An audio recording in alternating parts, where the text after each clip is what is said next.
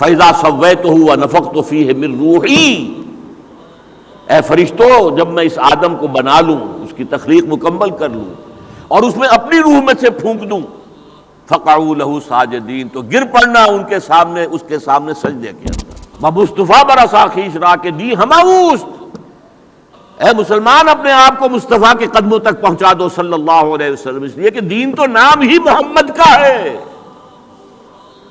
دی ہماوست، اگر بے او نہ رسیدی تمام بو لہبیس، اگر ان تک نہ پہنچو تو موحد بن جاؤ، بڑے اچھے آدمی بن جاؤ، بڑی چیریٹی کے ادارے قائم کر دو، بڑے فاؤنڈیشن قائم کر دو، کینسر کا ہسپتال بنا دو، فلاں کر دو فلاں کر دو، زیرو ہے۔ اگر محمد کے قدموں میں نہیں ہو تو کوئی عمل آپ کا جو ہے اللہ کیا مقبول۔ بندے تو ہم بھی ہیں، اپنی حرص و ہوا کے بندے ہیں، اپنے مفادات کے بندے ہیں، دولت کے پجاری ہیں، کچھ اللہ کا کہنا بھی مان لیتے ہیں، تھوڑی سی جزوی بندگی اللہ کی بھی، یہ بندگی نہیں۔ ہم تو ہر وقت امید ہی میں رہتے ہیں کہ کبھی اللہ کی طرف سے معرفت کی کوئی کرن ہمارے لیے بھی جگبگا اٹھے، کوئی اللہ کا پرتو ہم پر بھی پڑ جائے۔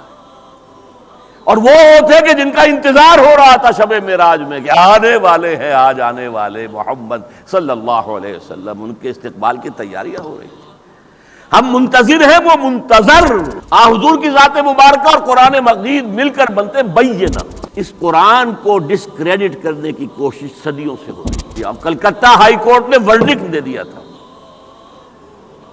کہ اس قرآن کے اوپر بین لگنا چاہیے، یہ تو خونی کتاب ہے، یہ جہاد قتال، اس کے نزدیک تو روحانیت کا سب سے اونچا مقام ہے اللہ کی راہ میں جنگ کرنا۔ جب فرسٹ ورلڈ وار ہو رہی تھی 1914 سے جو شروع ہوئی تھی 1918 تک، لارڈ جارج تھا اس وقت وزیر اعظم انگلستان کا، اس نے ہاؤس آف کامنز کے اندر قرآن کا نسخہ لہرایا اور کہا جب تک یہ کتاب دنیا میں ہے دنیا میں امن نہیں ہو سکتا۔ یہی آج پورا مغرب کہہ رہا ہے، بش کہہ رہا ہے، بش کے نیو کونز کہہ رہے ہیں۔ امریکیوں نے نصاب کی کتابوں سے جہاد اور قتال کی آیتیں نکلوا دی، سعودی عرب میں نکلوا دی، ہمارے ہاں نکل رہی ہے۔ سعودی عرب میں خطبوں میں جو وہاں کے امام ہیں انہیں روک دیا گیا ہے، نہ جہاد اور قتال کی کوئی آیت بیان کرو اور نہ یہود اور نصارہ کے اوپر جو تنقید قرآن میں آئی ہے اسے بیان کرو۔ اور اگر واقعہ یہ ہے کہ اللہ نے یہ ذمہ داری نہ لی ہوتی تو جیسے یہودیوں نے تورات میں تحریف کی اور عیسائیوں نے انجیل میں، ہم بھی کبھی نہ بخشتے قرآن کو، ہم ان سے کم نہیں ہیں۔ امریکہ اپنی ٹیکنالوجی کے بل پر کھڑا ہے، صرف مغربی تہذیب صرف ٹیکنالوجی کے بل پر کھڑی ہے۔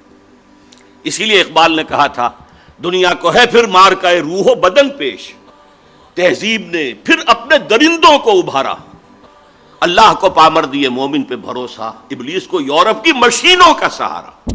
یورپ میں یہودی انتہائی دبے ہوئے، پسے ہوئے، مستضعفین، قابل نفرت، شہروں سے باہر گھٹوس میں وہ رہتے تھے، انہیں اذیت پہنچاتے تھے عیسائی، اور صحیح بات تھی۔ عیسائی جسے اپنا خدا مانتے، خدا کا بیٹا مانتے، وہ کہتے وہ حرامزادہ تھا، باسٹرڈ، سن آف مین، ولد الزنا، جادوگر تھا، کافر تھا، مرتد تھا، واجب القتل تھا، اسی لیے ہم نے اسے سولی پر چڑھوایا۔ یہ دوسری بات ہے کہ اللہ نے کیا کیا اور کب انہیں اٹھایا۔ انتہائی پرسیکیوٹڈ کمیونٹی تھی، اور سب سے زیادہ شدید پرسیکیوشن اسپین میں تھی، جو بہت گہرا کیتھولک ملک ہے۔ یہی وجہ ہے کہ یہودیوں نے مسلمانوں کی مدد کی اسپین کو فتح کرنے میں۔ نتیجہ کیا نکلا کہ مسلمانوں نے انہیں سر پر بٹھایا، ان کی عزت کی، احترام کیا، تکریم کیا۔ ایک وقت میں وزیر اعظم جو ہے سلطنت ہسپانیہ کا یہودی تھا۔ یہ یہودی جو ہیں انہوں نے وہاں بیٹھ کر یورپ کی پیٹھ میں چھرے گھونپے، عیسائیوں سے بدلے لیے۔ آزادی اسلام نے دی، وہ جو اقبال کہتا ہر کو جا بینی جہان رنگ و بو، جہاں کے از خاکش بروید آرزو، یا ز نور مصطفیٰ اورا بہاشت، یا ہنوز اندر تلاش مصطفیٰ۔